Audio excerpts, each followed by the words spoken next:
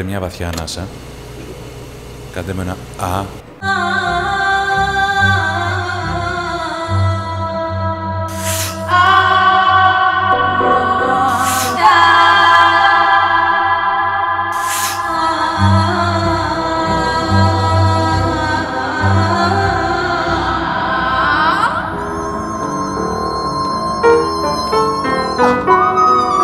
Όταν λέμε ανθρώπινη φωνή, είναι το κύριο εργαλείο με το οποίο μπορώ να επικοινωνήσω.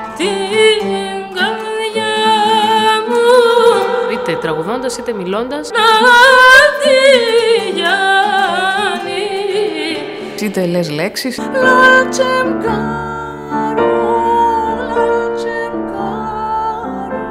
Είτε οτιδήποτε.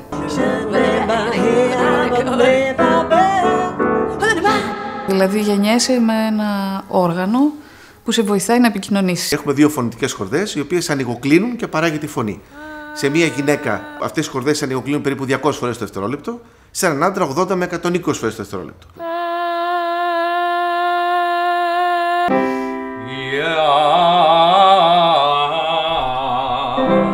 Δύο τόσο τα πραγματάκια είναι. Στην πραγματικότητα που κάνω όλη τη φασαερία. Μου είχε πει κάποτε ο δάσκαλός μου για έναν μοναχό, τον Πορφύριο, που ήταν μια φορά χαμένος μέσα στο δάσος και ξαφνικά ακούει πουλάκια να τραγουδάνε. Ένα πουλάκι συγκεκριμένο. Και πολύ τον συγκίνησε αυτό το πουλάκι και σκέφτηκε γιατί τραγουδάει αυτό το πουλάκι τώρα. Και λέει για το τίποτα.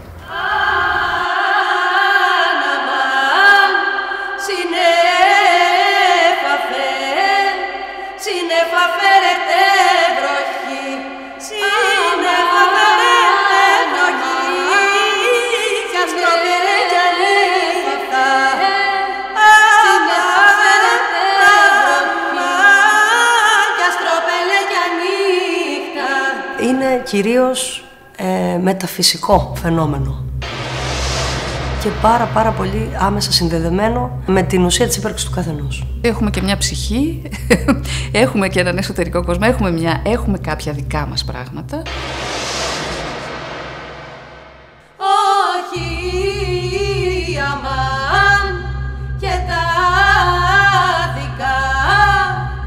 τα δικά μου δάκρυα και τα δικά μου δάκρυα μέσα στη χώρα νύχτα. Αμάν, αμάν, μέσα στη χώρα νύχτα. Όταν ακούγεται μία φωνή, χτυπάει κατευθείαν στο ένστικτο. Οπότε λειτουργεί πολύ άμεσα στη μετάδοση της πληροφορίας, συναισθηματικής κυρίως. Πρώτα βγαίνει ο ήχος και μετά αισθάνεσαι.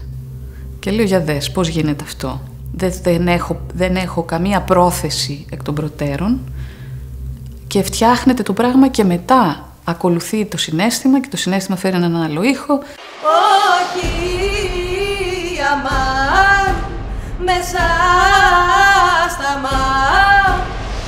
στα μαύρα σύννεφα, μέσα στα μαύρα σύννεφα θα σβήσει ο καημός μου.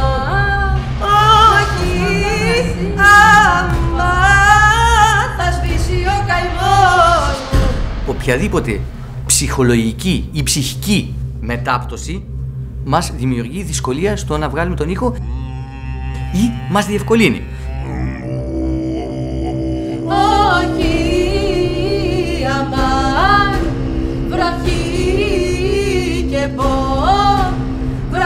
μπόρα θα γεννεί, βροχή και μπόρα θα γεννεί ο αναστεναγμός μου.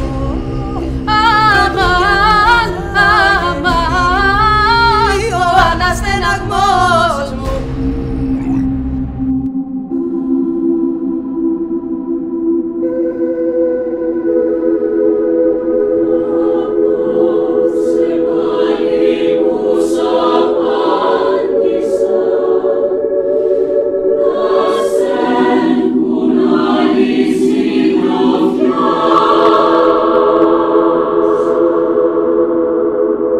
φωνή παράγεται σε 3 επίπεδα. Χρειάζεται καταρχάς ένας αέρας, ο οποίος ξεκινάει από τους πνεύμονες και ανεβαίνει προς τα πάνω.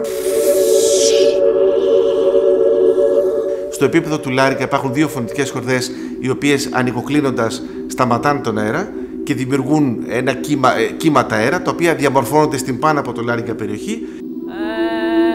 Και είναι αυτό που κάνει τη διαφορά ανάμεσα στη φωνή σας, στη φωνή μου και στη φωνή οποιοδήποτε άλλο.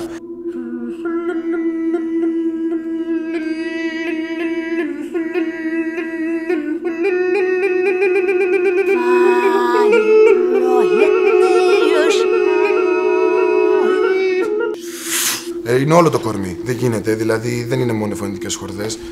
Όλο είναι ένα όργανο. Απλά αυτό εδώ είναι το δοχείο. Είναι άλλοι 265 μύες οι οποίοι δουλεύουν για να δουλέψουν αυτές οι χορδούλες. Σαφώς υπάρχουν διάφοροι μηχανισμοί, ο φάριγγας, η στοματική κοιλότητα, το οποίο σίγουρα είναι τέλεια οργανωμένο μέσα του. Αλλά είναι τόσο αόρατο όλο αυτό, δηλαδή μπορεί να είναι οργανωμένο, αλλά όταν πας να τραγουδήσεις, δυστυχώς δεν είναι ένα πιάνο πατάς στο πλήκτρο και βγαίνει ήχος.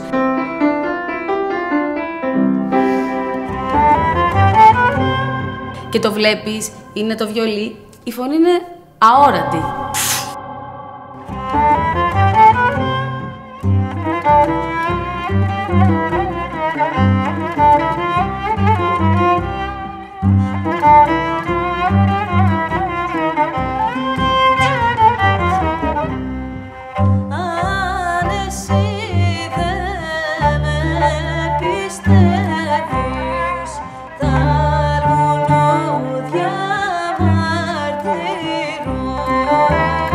Αντιμετωπίζω τη φωνή σαν μουσικό όργανο. Αλλά η φωνή δεν είναι μόνο αυτό, είναι κάτι παραπάνω, γιατί έχει να κάνει με τον λόγο. Η διαδικασία της διάταξης των ήχων σε μουσική είναι μια διαδικασία που συνέβη πριν από τα υπόλοιπα όργανα, σίγουρα. Μιμούμενοι οι άνθρωποι την διάταξη της φύσης σε κάποια πράγματα. Όργανο είναι και ταυτή. Δηλαδή, ακούσαμε και από εκεί και πέρα έχουμε το πρώτο όργανο, τη φωνή, το οποίο δημιούργησε και όλα τα άλλα.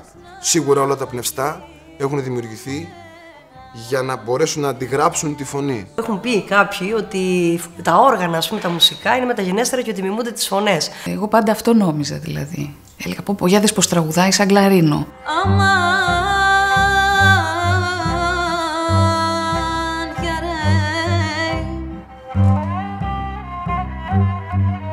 Και μετά λέω, βρε, λες το κλαρίνο να έχει πάρει από τη φωνή. Δεν ξέρω, δηλαδή το αυγό έκανε την κότα, η κότα το αυγό.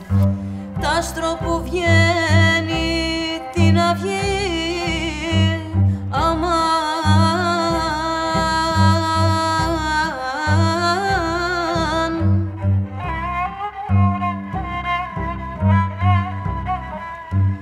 Και το φεγγάρι μόνο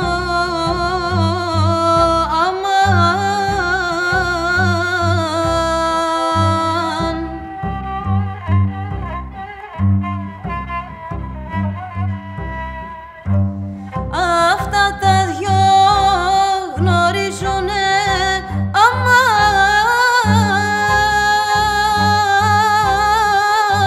για ρε αμάν.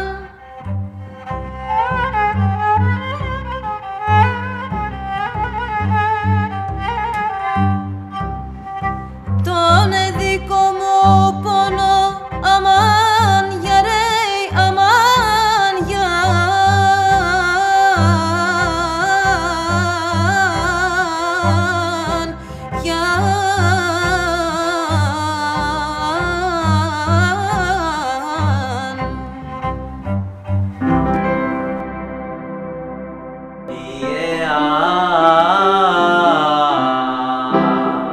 Αρχικά όταν ακούς τη φωνή σου, είναι σοκαριστικό.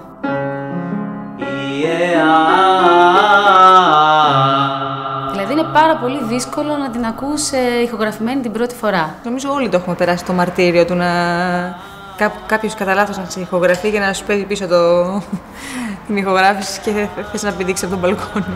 Την άκουσα τη φωνή μου επειδή έπαιζα ποδόσφαιρο και φώναζα πάρα πολύ. Είχα καταλάβει ότι έχω πολύ δυνατή φωνή.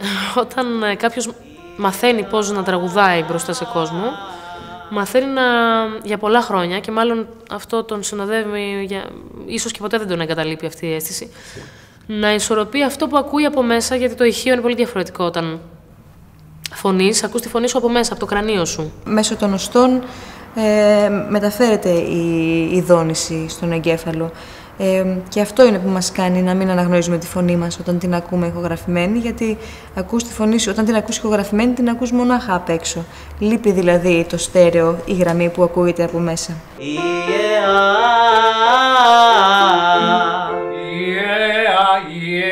Πολύ κοντά η μία στην άλλη. Εκείνο το οποίο έψαχνα ήταν το άκουσμα, πώς ακούγεται η φωνή. Και ήταν το λάθος μου. Δεν ήταν πώς ακούγεται η φωνή. Έχω τη δυνατότητα να δω τη φωνή μου. Πώς τα πουλάκια, τα καναρίνια βγάζουν από ένα τόσο μικρό σώμα και ακούγεται στο τέρμα των 5 τετράγωνα πιο κάτω. Πώς ακόμα και ο Μανάβης.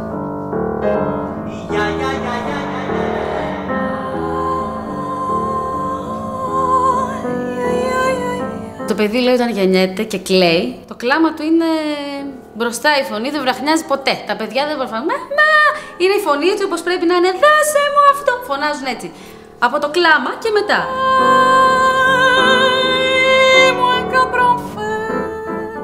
Μετά, δυστυχώς, μεγαλώνεις σε μια πολυκατοικία, λες μην φωνάξω τώρα, μην τραγουδήσω δυνατά. Αυτό το πράγμα γράφει μέσα σου και δεν το καταλαβαίνεις. Όλα αυτά βγαίνουν στο χρώμα της φωνής. Και στο πώς μιλάμε, πώς τραγουδάμε. Ένας άνθρωπος μπορεί να μιλάει πολύ σιγά, το πολύ απλό, γιατί ζει μέσα σε μικρά διαμερίσματα. Δεν θέλει να ενοχλεί τους άλλους.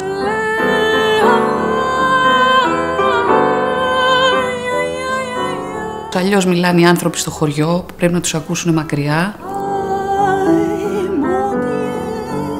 Εγώ μεγάλωσα στην περίοδο της Χούντας. Το μόνο που ακούγαμε μέσα στο σπίτι εκείνη την περίοδο ήταν Γι' αυτό και βλέπουμε τους ανθρώπους που είναι κάτω στην Αφρική, που πάμε και βλέπουμε έχουν κάτι ομάδες και λένε τα παραμύθια. Και βλέπεις κάτι ωραίες ανοιχτές φωνές, ελεύθεροι. Ούτε καν έχουν σκεφτεί ποτέ πού θα τοποθετήσουν τη φωνή τους.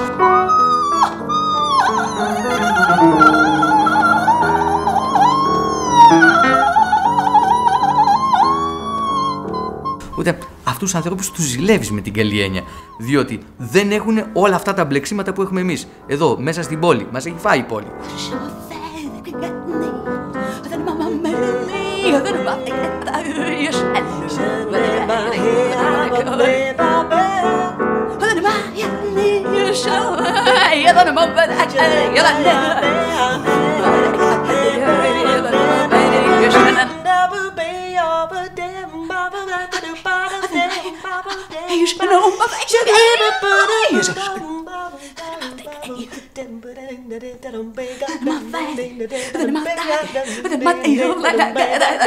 Παίζουν πάρα πολλά πράγματα ρόλο. Η εποχή που γεννιέσαι, τα ερεθίσματα που έχεις από τα πολιτικά και τα κοινωνικά γύρω σου, που σε σπρώχνουν. Είμαστε στη φάση που έχουμε περάσει, ας πούμε, έχουμε γίνει πιο ακαδημαϊκοί όσον αφορά την προσέγγιση μας στη μουσική. Δεν είναι η λαϊκή μουσική που σου λέει εγώ θα πάω να βγάλω, ξέρω εγώ, ένα γάμο, ένα γλέντι στην Κρήτη, παραδείγματος χάριν.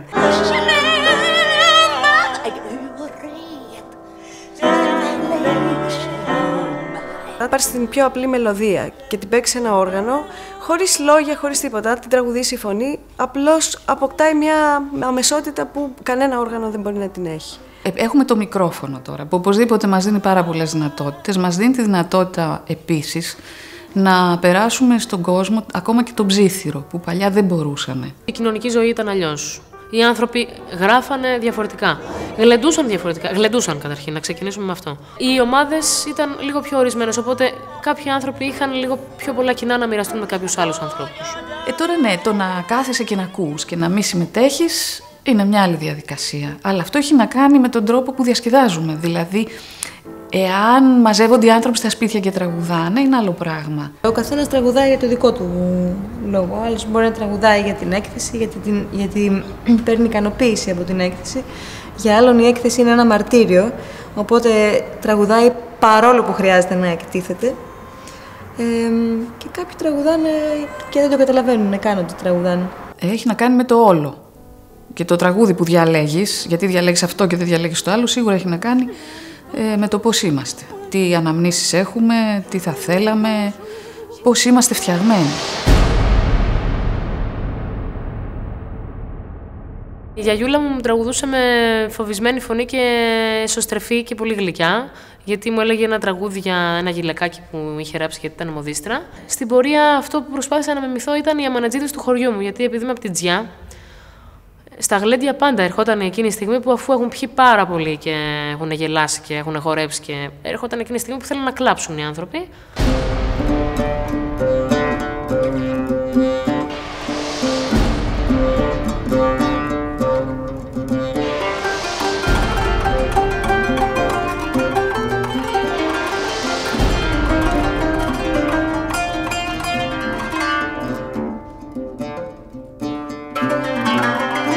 Τα παραδοσιακά τραγούδια έχουν μία δύναμη που τα ξεχωρίζει από τη σύγχρονη δημιουργία.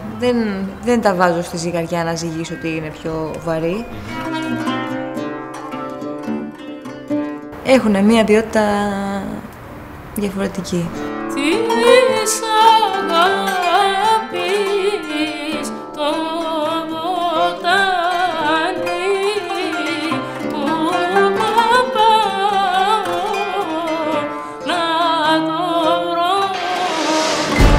Μέσα σε αυτά τα λόγια τα οποία μοιάζουν να είναι λίγο παροχημένα, ας πούμε, άμα είναι και σε διάλεκτο το τραγούδι, αλλά κάτι αναγνωρίζεις, ας πούμε, μέσα σε αυτά τα λόγια και σίγουρα μέσα στη μελωδία για να σε κάνει να θες να συνεχίσεις να το λες. Η ανθρώπινη ανάγκη να εκφράσει πράγματα τα οποία υπερβαίνουν την ιστορικότητα είναι η ίδια. Δηλαδή θα μιλήσει για την αγωνία του, για το πώς θα επικοινωνήσει με το τέρι του που τον απορρίπτει. Θα μιλήσει για έναν έρωτα ο οποίος ποτέ δεν ευωδόθηκε. Θα μιλήσει για το θάνατο που τον απασχολεί. Μα είναι δυνατόν σε όποια ιστορική στιγμή και αν διαλέξει έναν άνθρωπο να μην τον απασχολεί ο θάνατος.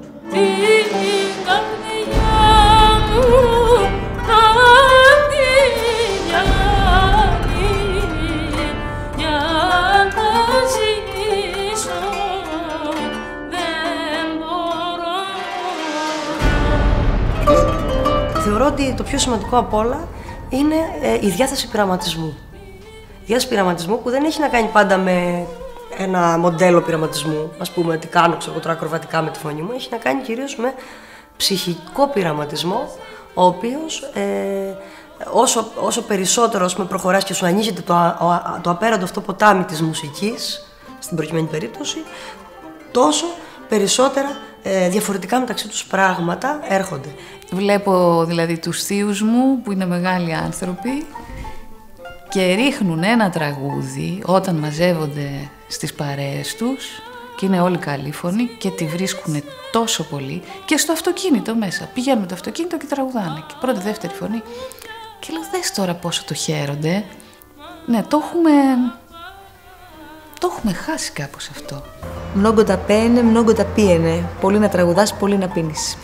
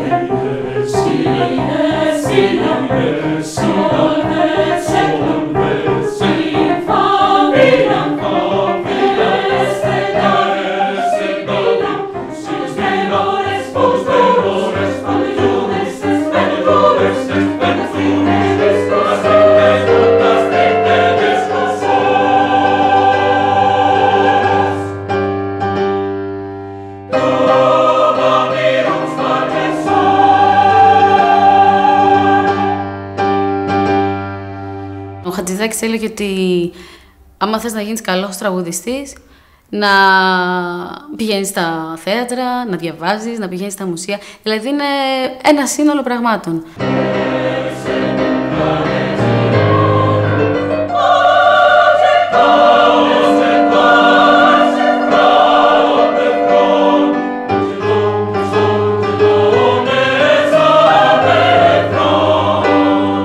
Πρώτο πράγμα που πρέπει να καλλιεργήσει ένας μουσικός, ένας τραγουδιστής, ας πούμε, είναι το αυτί. Ή πρέπει να το έχει, αλλά και από εκεί πρέπει να το καλλιεργήσει. Μία φωνή μπορεί να βελτιωθεί πάρα πολύ δουλεύοντας. Δηλαδή, η δική μου η φωνή ήταν μία μικρή φωνή.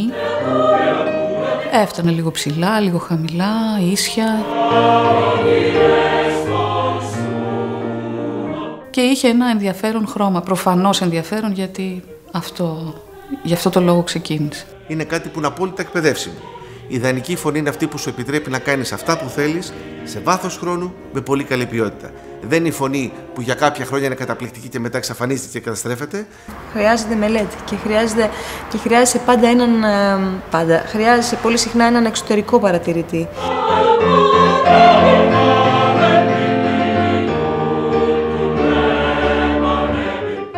Σίγουρα παίζει ρόλο αν σου αρέσει η φωνή σου για το αν θα την εξελίξεις. Γιατί άμα δεν σ' αρέσει, ξέρω τραγουδιστές που δεν μπορούν να ακούν τον εαυτό τους, δεν θέλουν καθόλου. Δεν ξέρω γιατί τους συμβαίνει αυτό. Αλλά για μένα είναι σημαντικό να μπορείς να ακούς και να σου αρέσει αυτό που ακούς. Γιατί πώς αλλιώς θα αρχίσεις να συνδιαλέγεσαι με αυτό, γιατί πώς θα το καλυτερέψεις. Μιλάμε όπως τραγουδάμε και τραγουδάμε όπως μιλάμε. Η φωνή είναι κάτι αυτονόητο για όλους μας. Δεν σκεφτόμαστε πώς την παράγουμε και μόνο όταν διαπιστώνουμε την έλλειψή της, τα προβλήματα που δημιουργούνται από την κακή της χρήση, αρχίζουμε να ανησυχούμε.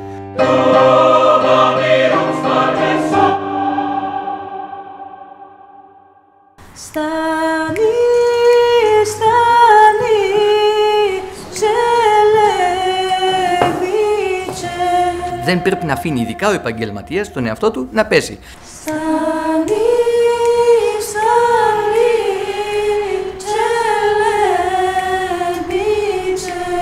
Επιστημονικά όλα έχουν εξηγηθεί. Δεν υπάρχει όπως στην εποχή του 17ου και 18ου αιώνα που ο δάσκαλος, όπως είμαι εγώ, δούλευε ο τενόρος με τενόρο, η σοπράνο με σοπράνο και γινόταν δια της μιμήσεως η φωνητική τέχνη, η μετάδοση φωνητικής τέχνης. Κάποια στιγμή αυτά εξηγήθηκαν επιστημονικά και μπήκαν οι δάσκαλοι μέσα, οι οποίοι με επιστημονικές γνώσεις πια άρχισαν να μεταδίδουν την αλήθεια.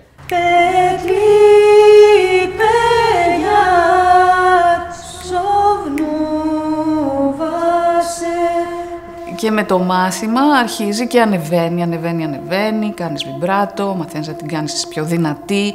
Δεν φανταζόμουν ποτέ ότι θα έφτανα σε κάποιες εντάσεις που μετά μπορούσα να φτάνω. Συνήθως συνηθίζουμε πράγματα που θέλουν λίγο περισσότερη δουλειά, να λέμε δεν μου ταιριάζει.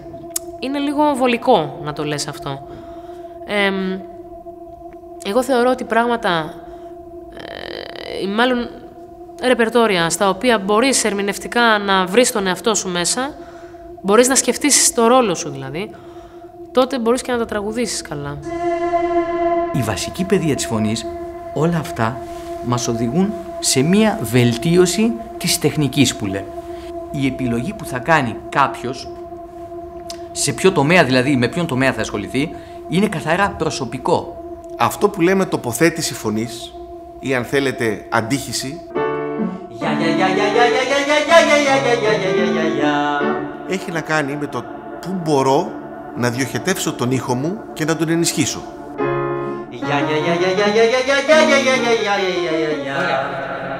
Κάλμα. Πάνω στη χαλαρή αναπνοή δουλεύουμε και όχι στο πάτημα. Πολύ απλά, ήρεμα. Να ανοίξουν όλα. Η αίσθηση όπως ανεβαίνει να είναι προς το πάνω. Και όχι να πηγαίνει. Μια προσφορά, σαν να βλέπεις κάποιον τον οποίο έχεις καιρό να δεις και χαίρεσαι που τον βλέπεις. Εάν δεν υπήρχε το αντιχείο καθόλου, η φωνή θα ήταν μονότονη.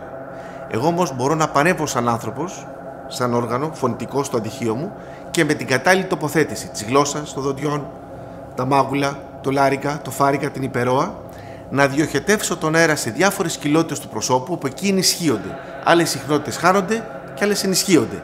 Με αυτόν τον τρόπο μπορώ να κάνω τη φωνή μου να ακουστεί πάρα πολύ δυνατή, με χρώματα, με ήχους, σε ένταση, σε συχνότητες που δεν μπορεί να το κάνει μια φωνή που δεν είναι εκπαιδευμένη. Υπάρχουν βέβαια οι αυτοδίδακτοι τραγουδιστές, οι οποίοι είναι εκτιμητέοι. Δηλαδή, τι να πω, έχουν κάνει μεγάλες πρόοδους, τους ακούς, τους ζηλεύεις, έχουν μια αλήθεια, είναι πολύ αυθεντικοί. Όμως έχει δείξει η ιστορία και η επιστήμη, τέλος πάντων, ότι προς το τέλος της καριέρας τους βαραίνει η φωνή. Τι εννοώ βαραίνει? Δηλαδή, όσο μεγαλώνει κάποιος, πραγματικά η φωνή αρχίζει και αποκτά μεγαλύτερη υπόσταση, πιο μεγάλη υπόσταση. Διότι και ο άνθρωπος καταλαβαίνει τον εαυτό του καλύτερα. Αυτοί οι άνθρωποι όμως σιγά σιγά αρχίζουν και χάνουν από το διαπασόν της φωνής. Όσο μεγαλώνεις, τόσο αρχίζεις και χάνεις από τις ψηλές νότες. Αυτό ο δάσκαλος το λύνει.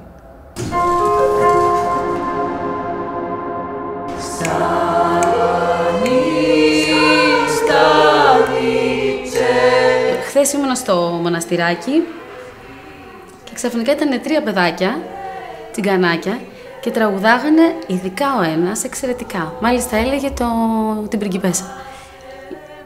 Και έμεινα και τον χάζευα. Και μάλιστα έλεγα καλέ, θα του φύγουν οι χορδές έτσι που τραγουδάει. Παρ' όλα αυτά όμως αυτός ήταν μέσα στα κέντρα του και το είχε τόσο φυσικά που δεν τον λένε σιγά τώρα. Είχε κάνει ποτέ μάθημα, είχε σκεφτεί όλα αυτά. Ήταν όμως και σε πληροφορώ, καθόντουσαν όλοι και τον ακούγανε. Στην ελληνική ειδικά προφορά, τα φωνήεντα είναι πάρα πολύ όμορφα. Έχουν ωραίο ήχο. Βέβαια έχει να κάνει σίγουρα με το ποιος τα προφέρει. Όταν ακούς, ας πούμε, τη Μαρή Κανίνου να λέει το «γεννήθηκα για να πονώ», έτσι όπως το λέει το «ή», ας πούμε, όπως λέει. Για όλα εσύ ευθύνεσαι. Αυτό είναι μέσα στο «ή», ακούς το μέταλλο της φωνής της που ήταν, όπως έλεγε και ο Χατζηδάκης, σαν κοφτερό σπαθί, κάτι τέτοιο δεν είχε πει. Υπάρχει και ένα άλλο παράδειγμα παλιού τραγουδιστή του Αντώνη Διαμαντίδη του Νταλκά.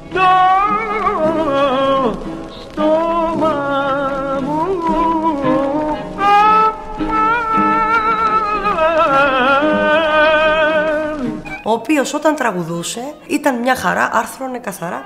Όταν όμως μιλούσε, έχω ακούσει ότι ήταν βραδίγλωσσος.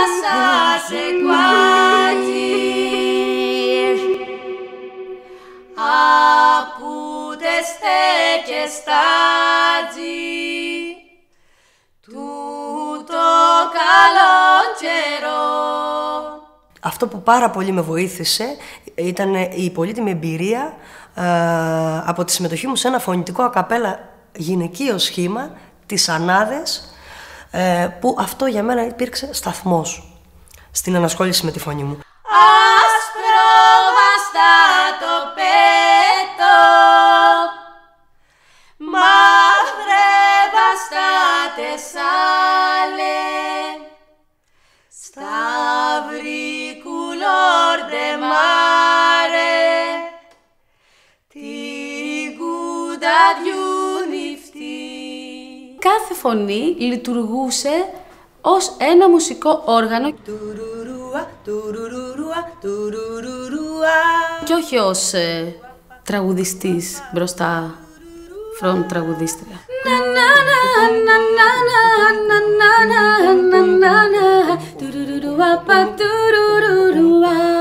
Και αυτό σε κάνει να μάθεις να ακούς καλύτερα. Να καταλαβαίνεις καλύτερα τη φωνή σου, την ψυχή σου και τους άλλους βέβαια δίπλα σου. Πώς με παίζει στα χεράκια του, πώς με σφίγγουν, μ' αγκαλιάζουν τα μπρατσάκια του. Αχ, και τι γλυκό που είναι κι όλες στο κρυφό κοιτούνε το καινούριο το αγοράκι μου. Μαθαίνεις να χαμηλώνεις τον ένταση, να δυναμώνεις και ηχοχρωματικά να ταιριάζεις με το διπλανό, που είναι το τελείως αντίθετο από ό,τι σου ζητείτε να κάνεις όταν αρχίζεις να τραγουδάς solo.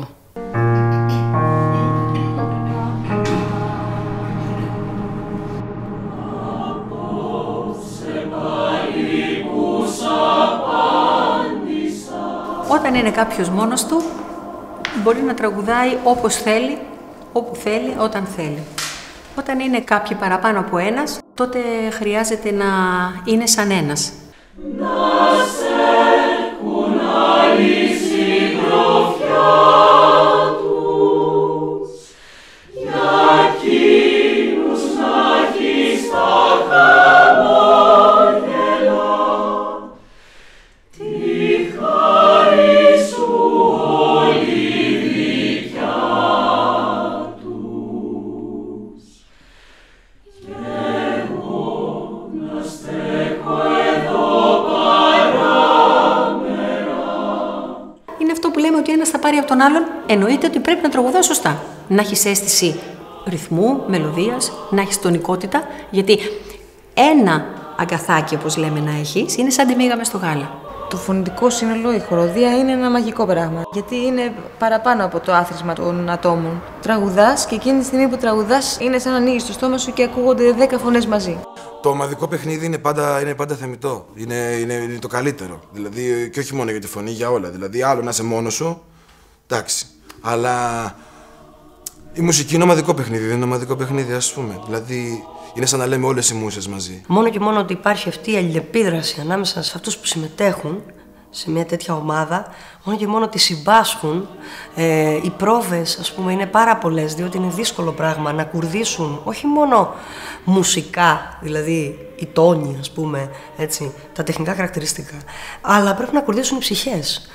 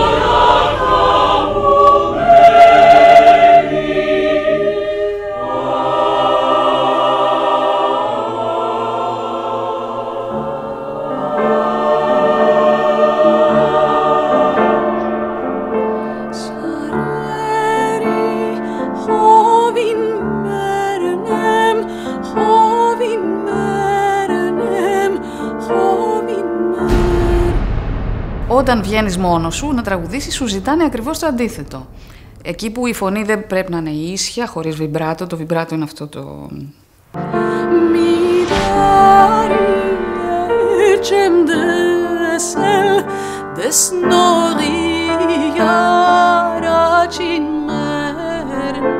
Έχει ένα παλμό η φωνή.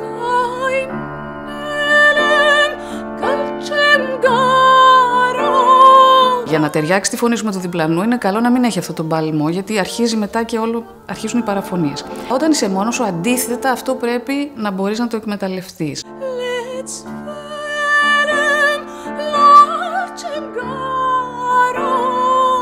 Να απλώσεις τη φωνή, να τραγουδήσεις πιο δυνατά, πιο εκφραστικά, να κάνεις τους δικούς σου χρωματισμούς.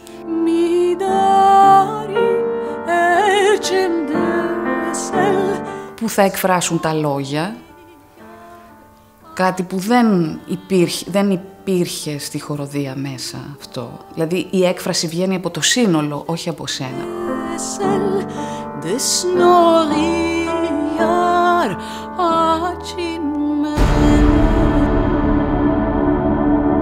Ο καθένας μάλλον θα έλεγα ότι το πιο σωστό θα ήταν να ψάξει να βρει τη δική του φωνή. Φυσικά το να πάει σε έναν καθηγητή, σε μια καθηγήτρια φωνητικής είναι πάρα πολύ σημαντικό, μια πολύ μεγάλη εμπειρία.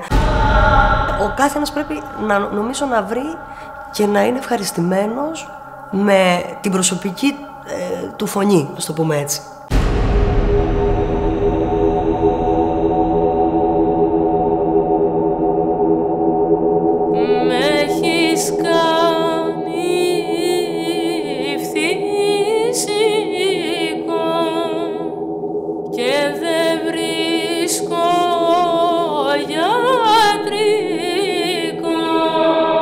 Είχα δει μια ταινία που έλεγε ότι τα πουλιά δεν ξέρουν να διαβάζουν παρτιτούρες, αλλά και λαϊδάνε. Οι παλιοί ντελάλιδες, ξέρετε πώς γυμνάζονταν? Οι ντελάλιδες που βγαίνανε στο χωριό. Δεν υπήρχαν όλα αυτά τα ηλεκτρονικά μέσα που έχουμε τώρα. Πηγαίνανε κάτω στα ριάκια, εκεί που περνάγανε τα ποτάμια και φωνάζανε για να μην ενοχλούν τους άλλους. Και όσο φωνάζανε, τόσο δυνάμωνε η φωνή της. Για ποια τεχνική μιλάμε?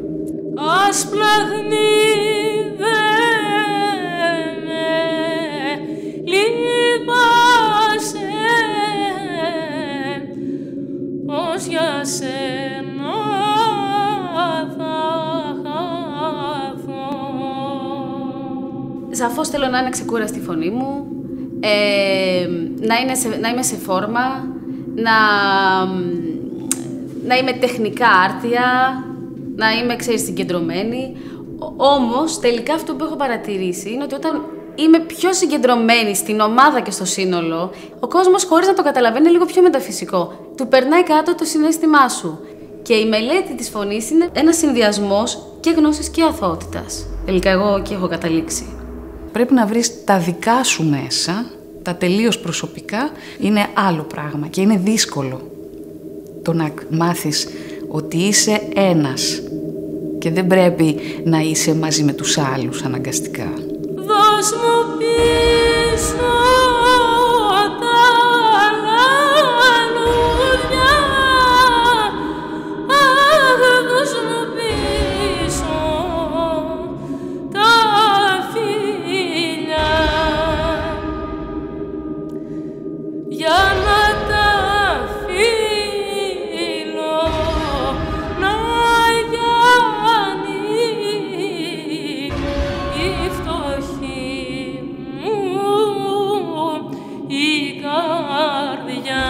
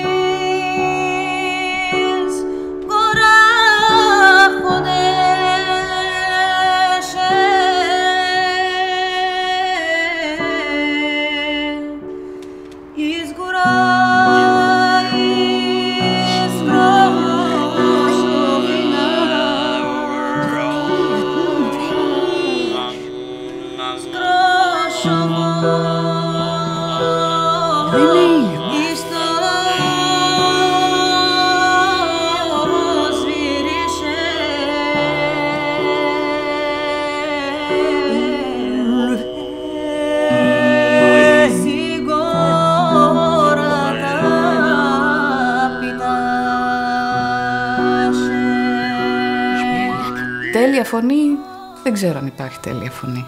Τέλεια τοποθετημένες σε πολύ μεγάλο βαθμό υπάρχουν. Η τέλεια φωνή είναι να έχεις και τέλεια ψυχή σαν άνθρωπος.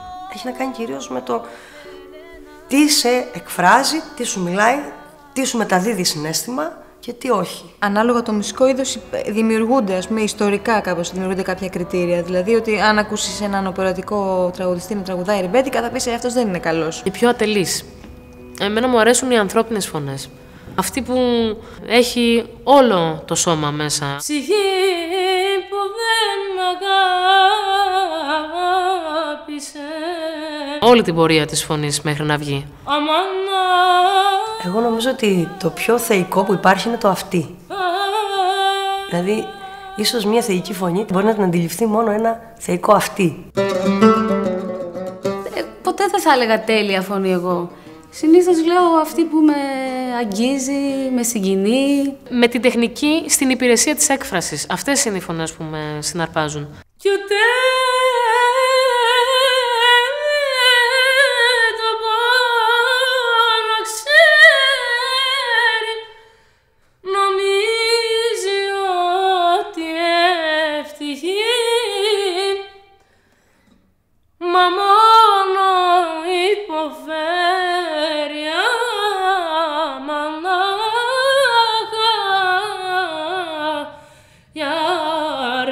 Η καλή φωνή, είτε την ακούσω εγώ που υποτίθεται ότι έχω ένα τεκμήριο καλύτερης γνώσης για τη φωνή, είτε την ακούσει και κάποιος που δεν έχει ιδιαίτερη γνώση για τη φωνή, αν η φωνή είναι καλή, το καταλαβαίνει. Και πώς το καταλαβαίνει? Σταματάει, την ακούει, χαμογελάει, νιώθει αυτή την ψυχαγωγία που τη δημιουργεί η απόλαυση του να ακούσει μια πολύ ωραία φωνή, είτε παίζει στο θέατρο, είτε τραγουδάει. Υπάρχει τέλεια στιγμή που κάποιες φορές την πετυχαίνεις, κάποιες φορές δεν την πετυχαίνεις. Είναι πως κουρδίζεσαι στον χρόνο, στην κατάσταση τη συγκεκριμένη.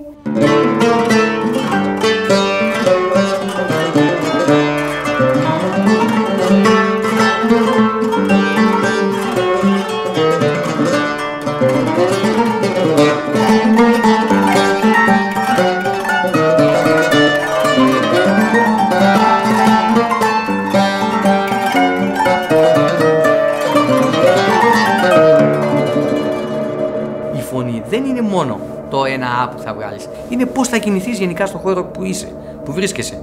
Πώς θα σε αντιμετωπίσει ο άλλος. Αντί να μικραίνεις, πρέπει να μεγαλώνεις. Πρέπει να δίνεις και όχι να συστέλλεσαι. Εκεί είναι πολλές φορές που κάτι δεν σου πάει καλά. Όταν καταλαβαίνεις ότι κάτι έχει φτύνια, ότι είναι φτηνό, ότι προέρχεται από ένα κίνητρο φτηνό, ας το πούμε έτσι, χαμηλό. Δηλαδή, όταν εγώ διαπραγματεύομαι ένα έργο στο οποίο δεν έχω κάτσει να αισθανθώ τι μου βγάζει εμένα σαν καλλιτέχνη, τότε πώς μπορώ να λειτουργήσω σαν μέσο μεταφοράς νοημάτων σε κάποιον τρίτο? Μπορεί να ακούσεις μια θαυμάσια φωνή, σαν ηχόχρωμα και να βαρεθείς μετά από λίγο. Γιατί κάποιος, εντάξει, αυτό που λέγεται συνήθως είναι να μην ναρκισεύεσαι με τη φωνή σου.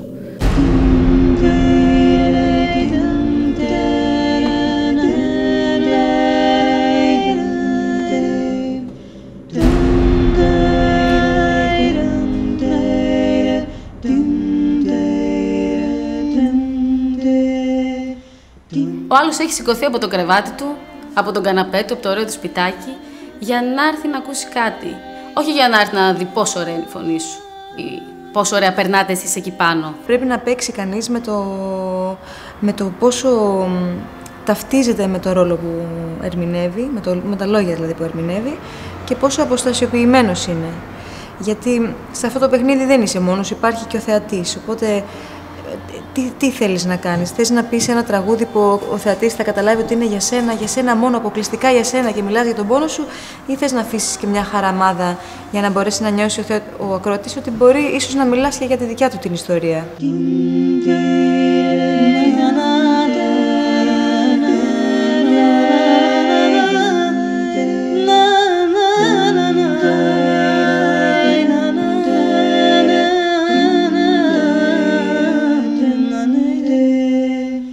Για να φτάσουμε στο σημείο να γεννήσουμε κάτι, περνάμε πάρα πολύ καιρό, πολλά χρόνια, ίσως και να λειτουργούν λίγο παράλληλες οι διαδικασίες, δηλαδή της μίμησης πια με τη δημιουργία. Περνάμε όμως πολύ καιρό έτσι κι αλλιώς με το να σπουδάζουμε κάτι, χρησιμοποιώντας κάποια πρότυπα τα οποία στην πορεία τα απορρίπτουμε, τα καταρρίπτουμε, έχοντας κρατήσει όμως όλα αυτά τα πράγματα που μας άφησαν σαν σπουδή.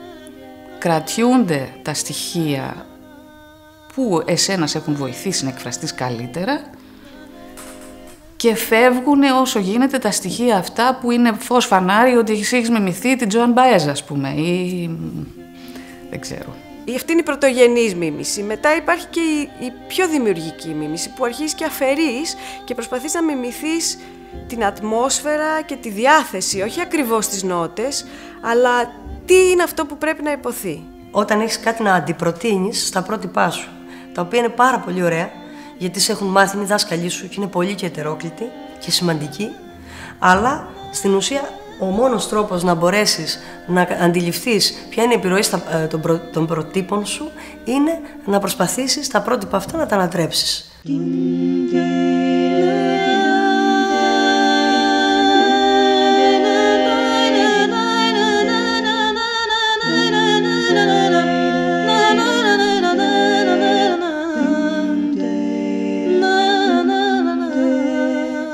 Μεγαλώνοντας, συνειδητοποιώ ότι αυτό που με ενοχλεί δεν είναι σε ποια αισθητική κατηγορία ανήκει ο κάθε καλλιτέχνης, αλλά το πώς η βιωματικότητα μου μεταφέρει. Η όλη διαδικασία του τραγουδιού είναι στο κεφάλι και όχι στο λαρύγγι. Αυτό μπορούμε να το βάλουμε παντού. Η όλη διαδικασία του να παίζεις, ας πούμε, είσαι οργανοπαίχτης, είσαι performer και θες να κάνεις κάτι. Αν στο μυαλό σου έχεις κολλήσει, τότε μπορεί και να κολλήσει. Δηλαδή είναι σαν να παθαίνεις ένα εμφραγματάκι, σαν να κολλάνε στην αρτηρία, ας πούμε, κάτι και πρέπει να την ξεκολλήσεις. Ο τραγουδιστής είναι ένας μάγος. Και αυτό που κάνει τελικά, αυτό που πρέπει να κάνει, ανεξαρτήτως αν έχει την τέλεια φωνή όπως λέμε, είναι να μπορέσει να συντονίσει τον κόσμο, αυτούς που τον ακούνε, να συντονιστούν όλοι μαζί και οι εσωτερικές δονήσεις να έρθουν για να γίνουν ένα.